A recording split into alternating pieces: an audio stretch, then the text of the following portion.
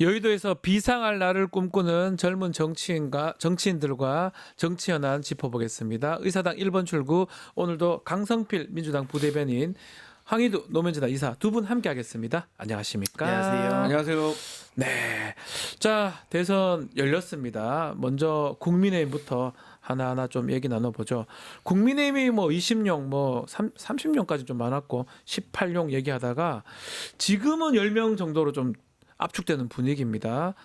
특히 홍준표 전 대구시장 어제 출마를 공식화했는데 출마 선언에서 이렇게 얘기를 한 바가 있어요. 이번 대선은 정권 교체냐 정권 연장이냐 그 문제가 아니라 홍준표 정권이냐 이재명 정권이냐 양자택일 선거다 이렇게 얘기를 했는데 자, 요 얘기부터 한번 짚어보죠.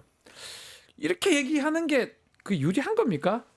그러니까 본인으로서는 네. 국민의힘 경선에서 무조건 내가 후보가 될 것이다. 네. 그러니까 뭐 무대홍, 뭐 무조건 대통령은 홍준표, 뭐 무대홍입니까? 이런 슬로건 하에 네. 이런 얘기를 하는 것 같은데 네. 그건 본인이 원하는 구도고 제가 봤을 때는 이번 대선은 정권 교체냐 정권 연장 이런 차원이 아니라 내란 세력을 국민들이 심판하는 선거다. 네.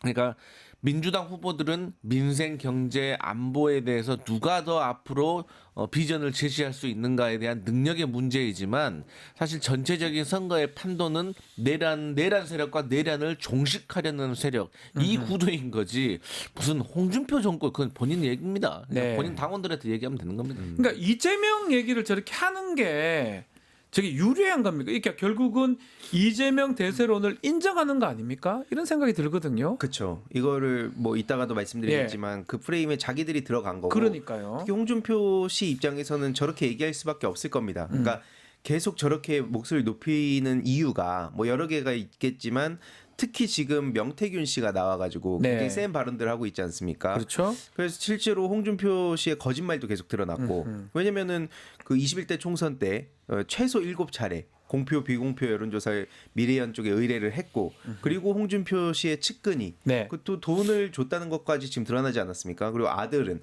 복당시켜줘서 감사하다 막 자기는 무관하다는 식으로 계속 얘기를 했는데 너무 구체적인 빼박 정황들이 드러났어요. 그러니까 이제 더 저렇게 목소리를 높여서 일단 나 좀 살려줍쇼 하는 거라고 저는 보입니다. 아, 이재명 언급하는 게 네. 오히려 나 좀 살려주세요. 네. 나 명태균 관련성 이 부분 때문에 그러는 네. 것이다. 이렇게 보시는 거군요.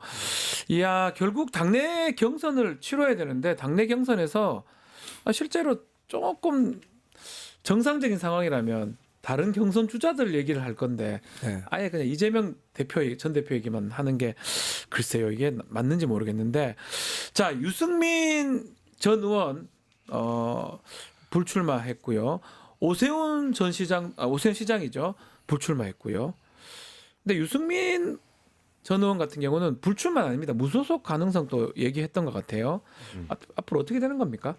저는 유승민 전 의원 입장에서는 국민의힘의 경선에 참여해가지고 네. 1차 컷오프 당할 바에는 4명에 못 든다. 네, 무조건 못 되죠. 저는 제가 봤을 때 뭐 1차 컷오프도 통과할 수 있을까? 저는 그 정도입니까? 네, 저는 그런 상황이기 때문에 사람의 뭐 좋고 나쁨 그리고 능력이 있고 없고를 떠나서 지금 그냥 유승민 전 의원이 처한 그 태도가 그렇습니다. 그 상황이 그렇습니다. 그래서 이분도 사실 뭐 남의 당 남의 사람이기 때문에 뭐 이런 말 하기는 그렇지만 네. 제가 겪어본 바에 따르면 이분도 타협이 없는 사람이에요. 유승민 전 의원도 개인이 뭐 능력은 어쩐지도 사실 뭐 경제 전문가라고 하는데 저는 예. 이분이 뭐 경제 전문가라고 느껴본 적도 없어요 사실. 예. 근데 정치라는 것이 함께하는 건데 이분 좀 그런 게 부족합니다.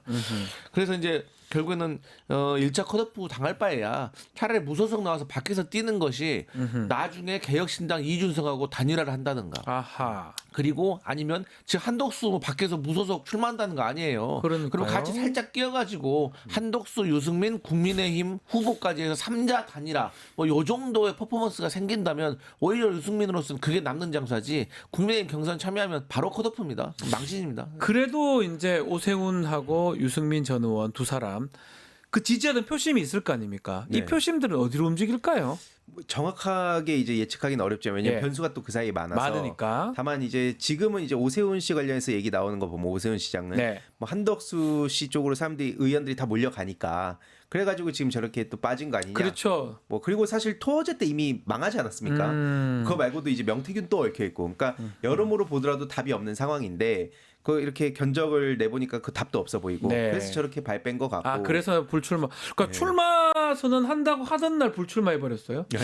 놀랐어요. 근데 예. 이게 선거라는 것이요. 어떤 구조적인 문제가 네. 있냐면 문제라는 표현보다 선거는 아무리 잠재력이 있고 높이 평가되는 후보라고 하더라도 출마를 안 하면 의미가 없습니다. 그러니까요. 출마를 해야지 나를 돕겠다고 하는 사람들이 공식적으로 밝히고 그 현역 의원들이 붙고 현역 의원이 붙어야 지지세가 따라오고 그 지지세가 아무래도 여론조사의 지지율로 반영이 돼야지 그 사람의 그 세가 구체화가 되는 거예요. 실현이. 그런데 아무리 실력이 있어도 본인이 출마를 안 해버리면 현역 의원들이 아니 우리 황 회사님 뭐 내가 도와주세요 하면 안 도와준다고 하겠습니까? 오는 사람 다 도와준다고 해요. 도와준다는데 실제로 도와주는 네. 거는 출마해봐야 안다는 거 그렇죠. 그렇기 때문에 아닙니까? 이분들은 이미 허수기 때문에 다 흩어질 겁니다. 아 그러면 지금 이렇게 그래도 그나마 뭐 유승민, 오세훈 대권 주자였잖아요, 이 사람들. 경선에 빠지면 국민의힘 경선은 좀 득보단 실이 좀 더 많은 거 아닙니까? 그러니까 사실 원래도 지금 답이 없으니까 네. 계속 기승전 이재명 타령만 하고 있긴 한데 그마저도 지금 완전 답이 없어진 거죠. 왜냐면 막 나오는 얘기 보면 김문수, 네. 뭐 나경원, 뭐 이런 인물들이 나와갖고 무슨 얘기를 하고 있습니까? 그러니까 안 그래도 반 이재명 빼고 보더라도 비호감도가 상당히 높은 사람들인데 네. 물론 이제 국힘당 내부에서는 좀 지지를 받을지 몰라도 결국 이게 그러다 보니까 그 뭐라 해야 되죠? 아웃 오브 안중이 되지 않나 그런 생각이 듭니다. 비호감. 그러니까 유승민 전 의원 같은 경우는 예. 저희 어머니 아버지가 저를 바라보는 시선입니다. 아 뭐죠? 얘를 지금 살릴 수도 없고 죽일 수도 없고 내 자식이니까. 그렇기 때문에 제가 만약에 국민의힘 지도부라고 하면 유승민 살살 달래가지고 선관위원장 맡길 것 같습니다. 아, 그래서 차라리. 예, 차라리 나름대로 공정한 룰도 보여주고 뭐 이렇게 쓴소리도 하고 해야 되는데 국민의힘 경선 들어가면 탄핵에 반대했다고 쓴소리할 것이고 또 나가면 또 무소속으로 마음 놓고 또 국민의힘 때릴 것이고 그렇기 때문에 전략적으로 딱 잡아놓는 그런 계획이 있어야 되는데 국민의힘은 전략이 없지 않습니까? 그래요. 유승민 전 의원이 탈당의 가능성도 있지 않을까 뭐 그 생각도 드는데요. 일단 아예 불출마가 아닙니다. 이번 경선에 나가지 않겠다 이렇게 얘기를 했기 때문에 좀 지켜봐야 될 것 같고 결국은 1차 경선은 4명입니다. 자 4등까지 누가 될까요? 일단 뭐 김문수, 김문수 된다. 예. 그리고 홍준표 씨도 일단 명태균 되겠죠. 게이트랑 예. 별개로 일단 인지도가 될 것 같고, 있으니까. 예. 그리고 그다음에 뭐 한동훈 씨도 한동훈. 일정 정도 팬덤이 있다 보니까 네. 뭐 그리고 원래는 오세훈 얘기가 나왔는데 한 자리가 나머지 한 자리. 예, 예. 나머지 한 자리는 지금 나경원이 그나마 좀 높지 않을까. 왜냐면 최근에 또 뭐 윤심 타령을 계속 하고 있고 네. 뭐 그게 뭐 자가 발전인지 아닌지는 모르겠습니다만 어쨌든 그런 식으로 가고 있기 때문에 그 안철수 씨 같은 경우에는 오죽 내세울 게 없으면 그 이효진 원광대 네. 그거 썼던 거 좋은 평가 받았다고 얘기하고 있어요. 아 좋아요 그게. 아니 그러니까 제가 그걸 보면서 정말 놀랬던 게 네. 아니, 자랑할 게 그렇게 없나? 그러니까 자기 어필을 해야 되는 거잖아요. 그렇죠. 근데 자기 손가락에 자기 대변인 이름 몰라갖고 적어놨던 게 호평을 받고 있더라. 이런 식으로 그쪽에서 자랑을 하고 있어요. 그러니까 이걸 보면서 사실 손가락 얘기가 나오면 그리고 안철수 씨 손가락 발언이 지금 다시 또 그 자른다 그 발언이 있잖아요. 손가락. 그러니까요. 네. 나라를 이 지경으로 만드는데 큰 책임이 있는데 물론 그거랑 별개로 보더라도 국힘당 내에서는 어쨌든 윤석열과 가까운 사람들이 지금 힘을 받고 있는 것도 사실이기 때문에 네. 그래서 지금 나경원 씨가 그나마 좀 가능성이 있지 않나 싶습니다. 어떻습니까? 안철수보다 나경원이 그러니까 지금 4등이 자리가 더 궁금해요. 맞습니다. 김문수, 홍준표, 한동훈은 좀 가능성이 제일 높아 보이고 네. 마지막 한 자리. 저는 사실 네. 안철수 후보는 4등 안에 못 들어온다고 생각을 하고 오히려 3등과 4등이 누가 될 것인가.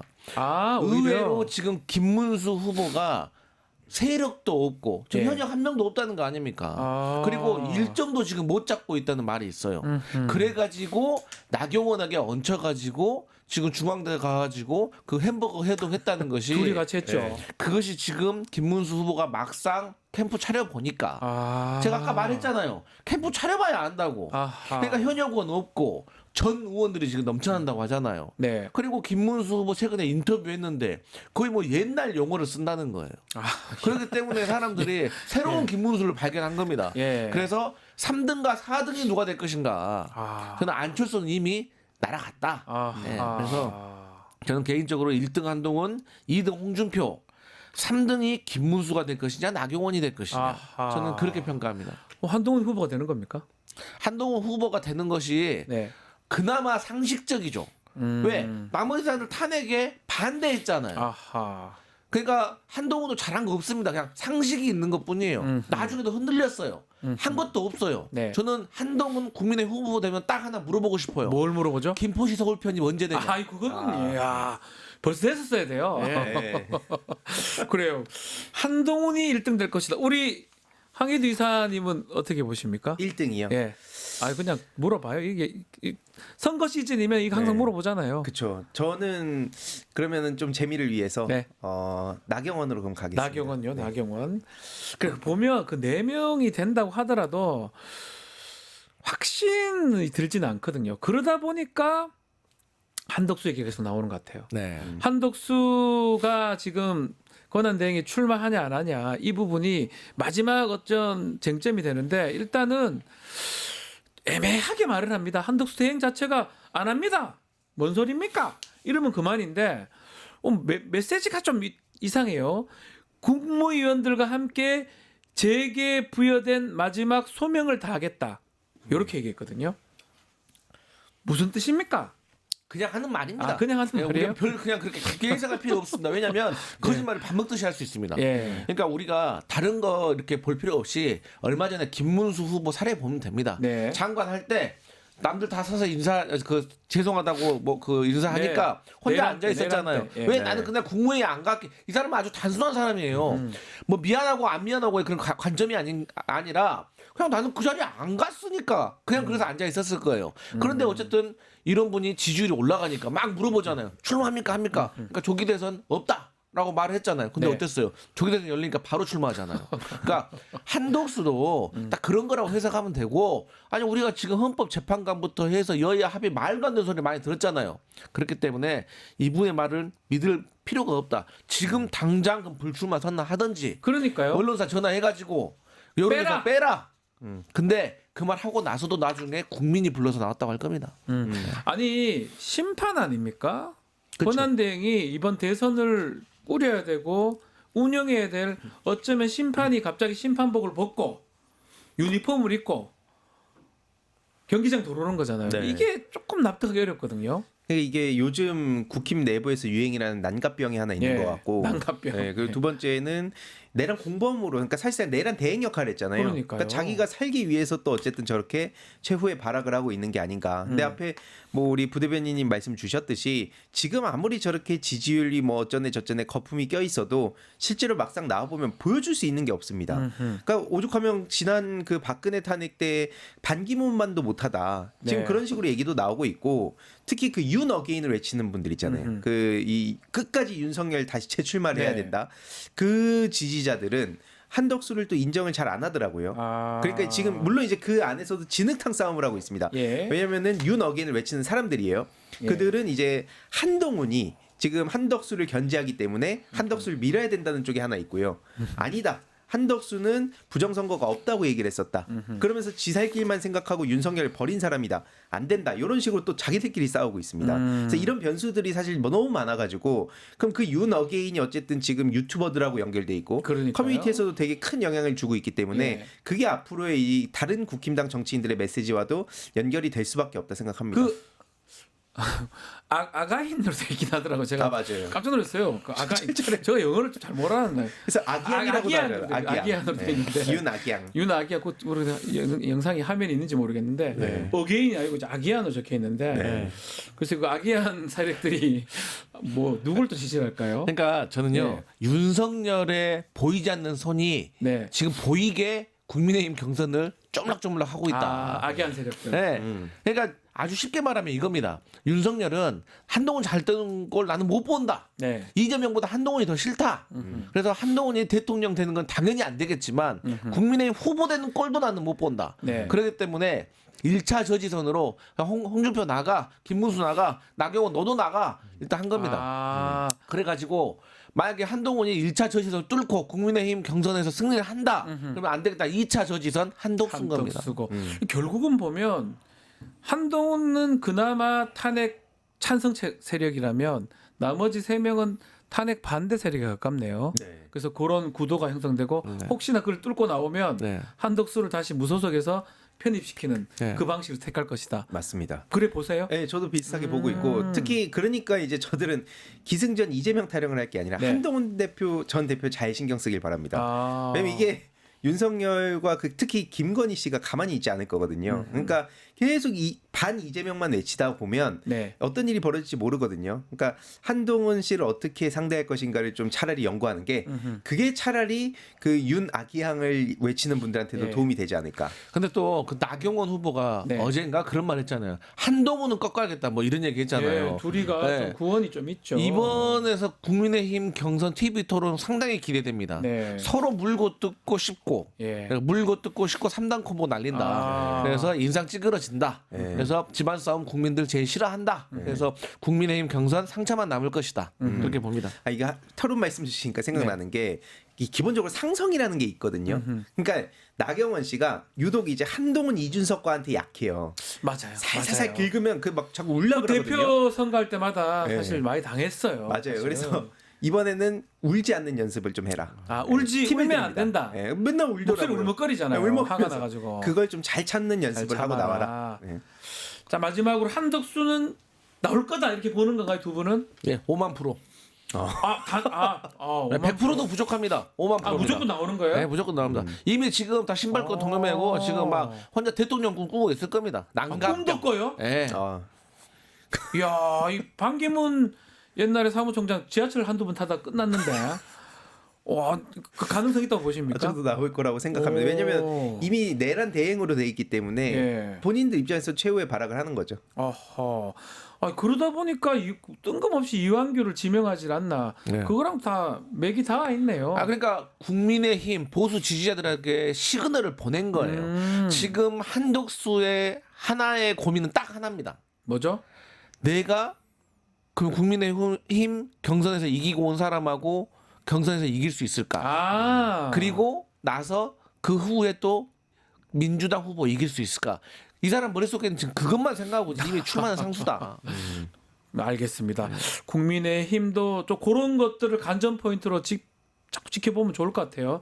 4명 뽑는 거하고 한덕수가 나와서 또 그 4명 중에 한 명하고 붙는 그 모습. 그러다 보니까 그게 그 무슨 아까 경선이야. 아기양을 예. 외치는 분들 입장에서 아기양 열받는 세력들. 거죠. 예. 왜냐하면 그럼 국힘당에 지금 있는 사람들은 뭐가 되는 거냐? 그러니까 이거는 제가 납득하기 어려운 게 그럼 결국은 경선에서 후보를 뽑는 게 아니고 한덕수와 붙을 사람 뽑는 거잖아요. 그렇죠. 제가 어제 국민의힘에 대해서 정통하신 분에게 물어봤어요. 장난칩니까? 국민의힘 그러면 경선에 출마하신 분들은 기분 안 나빠요? 뭐하러 나갑니까? 네. 그러니까 뭐라는 줄 아세요? 지금 정상적으로 판단할 수 있는 상황이 아니야. 나도 그래서 답답해. 죄송합니다. 제가 쓸데없는 거 올라왔습니다. 아니에요. 이게 참 네. 지금 말씀대로 이게 지금 한덕수랑 붙기 위해서 나가는 거잖아요. 그쵸. 그게 참 말이나 됩니까? 부전승이에요, 부전승. 예. 한독승. 이게 무슨 장난도 아니고 네.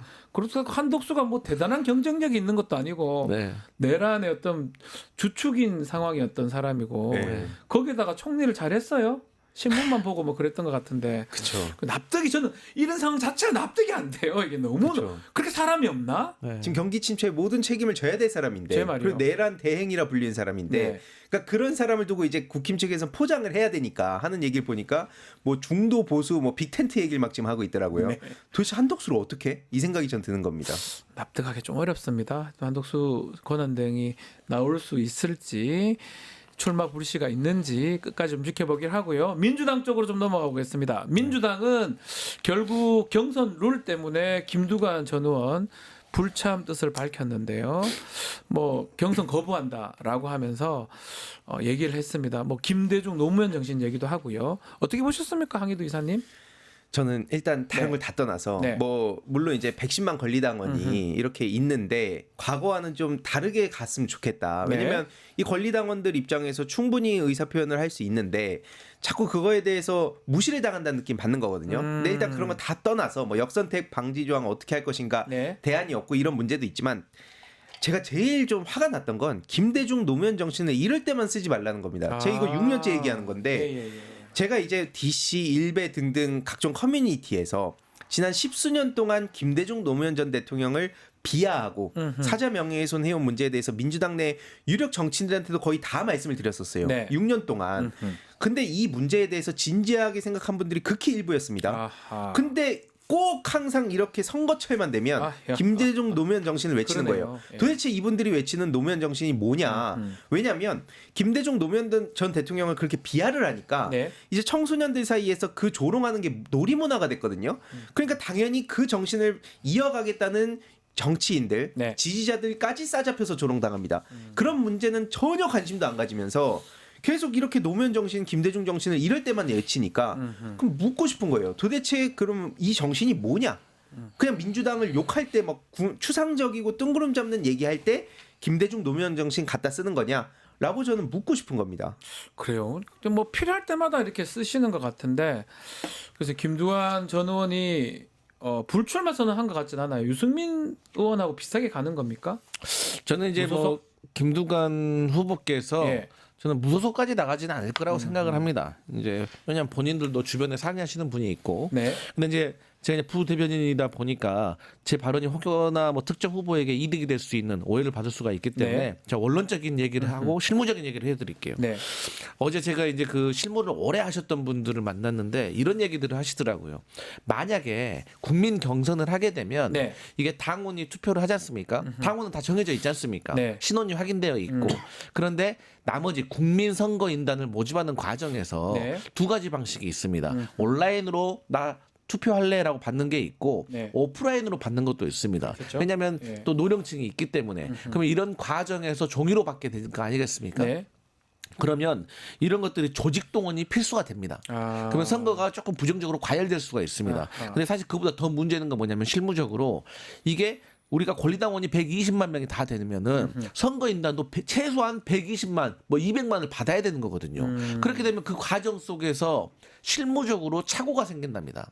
이건 사람이 하는 일이기 때문에 그리고 또 보통의 대선보다 훨씬 짧은 기간에 이걸 빨리 해야 되기 때문에 그렇죠. 알바만 하더라도 한 2,300명을 고용해야 한다는 거예요. 그러다 보면 그 알바들을 속에서 또 오해가 생기는 것이고 누가 뭐 알바를 많이 넣네 어쨌네 이런 문제들 그러다 보니까 나중에는 후보들이 이 결과에 대해서 공정성에 대해서 시비가 생길 수 있다는 겁니다. 그렇기 때문에 실무적으로 이 짧은 시간에 국민 경선을 치른다는 것은 상당히 위험 요소가 있다. 그것을 당의 실무자들은 파악을 했기 때문에 이러한 결론을 내린 측면이 있다는 점을 제가 실무적으로 아니 말씀드립니다. 저는 당원한테 인기를 얻을 생각을 해야지 자꾸 이상한 다른 국민한테 인기를 얻을 생각을 하는 그게 저는 좀 이해가 안 예전부터 계속 그러잖아요.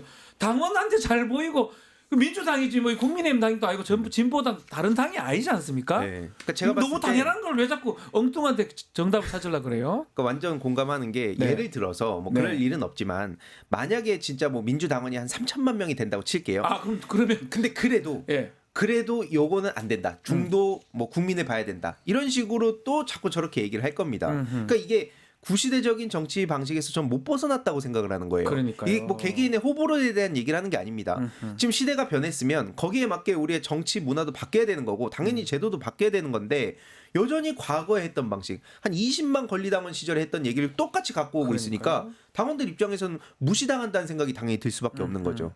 100만이 넘어요. 그리고 일반 당원 합치면 진짜 많은 수가 되기 때문에 굳이 국민 경선을 글쎄요. 저는 또 무슨 얘기가 당원 잘 보이면 되잖아요. 맞습니다. 근데 또 어떤 문제가 있냐면 저는 만약에 이제 또 국민 경선을 하게 되면 예. 외부의 특정 세력들이 들어올 수가 있습니다. 그건 그러니까 문제예요. 경선이 비둥비둥 해가지고 이제 치열하면은 자기 후보를 지지하는 게 좋아서 투표율이 높아지는데 투표율이 높아지면 외부 세력이 침입하기가 더 어렵지만 투표율이 낮으면 외부 세력이 휘둘리기가 쉽습니다. 이건 어떻게 표현할 수 있냐면 도둑이 지금 들어오겠다고 서성거리고 있는데 우리가 문을 열어주는 격이에요. 그러니까요. 근데 우리가 새가 세가지고 제가 힘이 세기 때문에 도둑 들어와도 막을 수가 있어. 네. 그런다고 해서 문 열어놓는 격인 거예요. 예. 그렇기 때문에 무조건 문은 닫아야 된다. 자 결국 이 경선 룰을 따르는 이제 김동연 지사는 따르겠다. 뭐 김경수 전 지사도 막 그런 것 같은데 3파전이 되는 것 같습니다. 이재명 전 대표, 김경수, 김동연 지사까지. 자 근데 그러면 이 두 김 대표 김 지사, 네. 김동연, 김경수 단일화 또 하지 않을까 이런 얘기도 있습니다. 어떻게 될까요 앞으로? 뭐 자연스럽게 그냥 내부에서 어떤 메시지들이 나올지는 당연히 예측이 어렵지만 네. 자연스럽게 합쳐지지 않을까 싶습니다.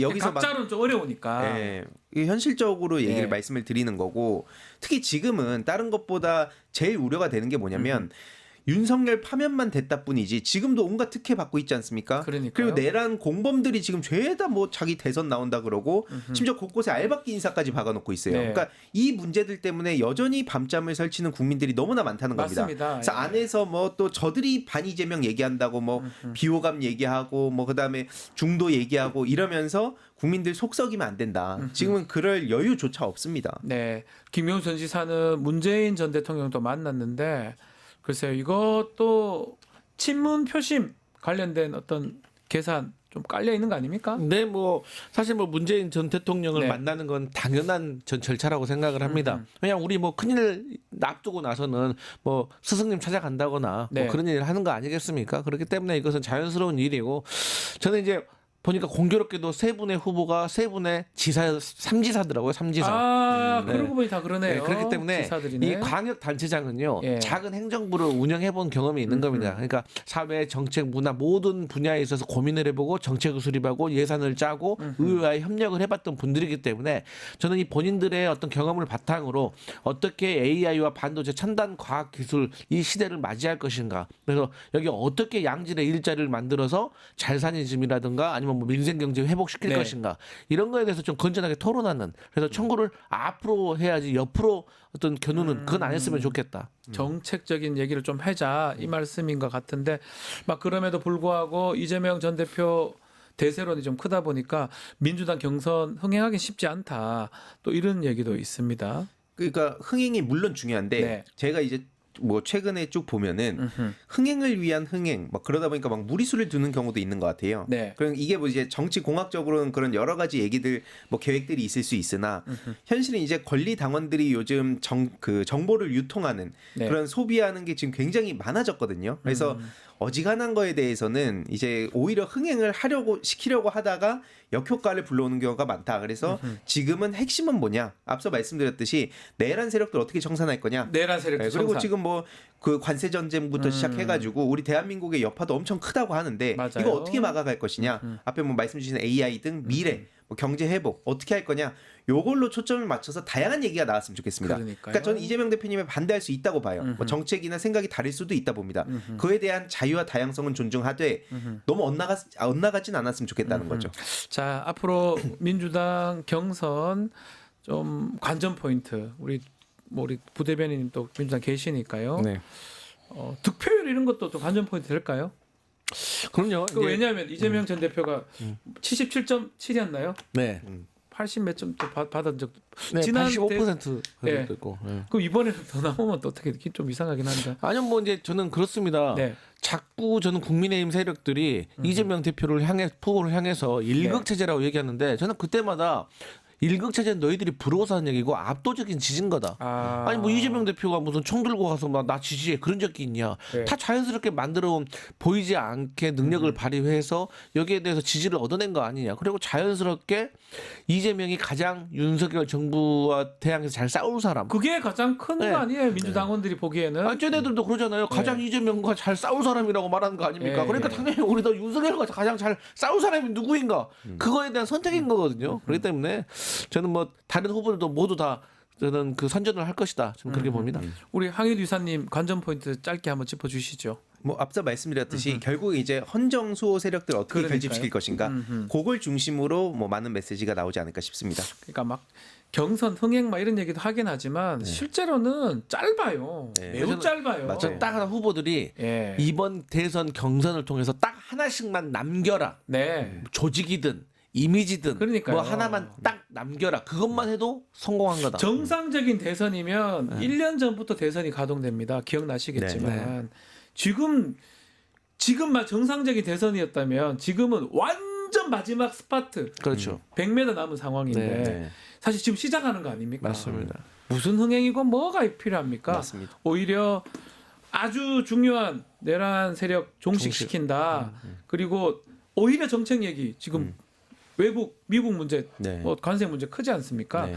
그게 맞지 않나 생각도 드네요. 알겠습니다. 대선 지켜보기로 하고 자 오늘 의사당 1번 출구 여기서 마무리하겠습니다. 황희두 이사, 강성필 부대변인 두 분 감사합니다. 고맙습니다. 유튜브 구독하고 실시간 채팅과 댓글을 남기시면 매일매일 7,000TTCO를 드립니다. 참여 방법은 통통물 어플을 다운로드하고 회원가입과 로그인을 해주세요. 마이페이지에서 나의 회원 고유 번호를 복사해주세요. 유튜브 구독 후 실시간 채팅이나 댓글창에 고유 번호를 한 번만 입력하면 준비 끝!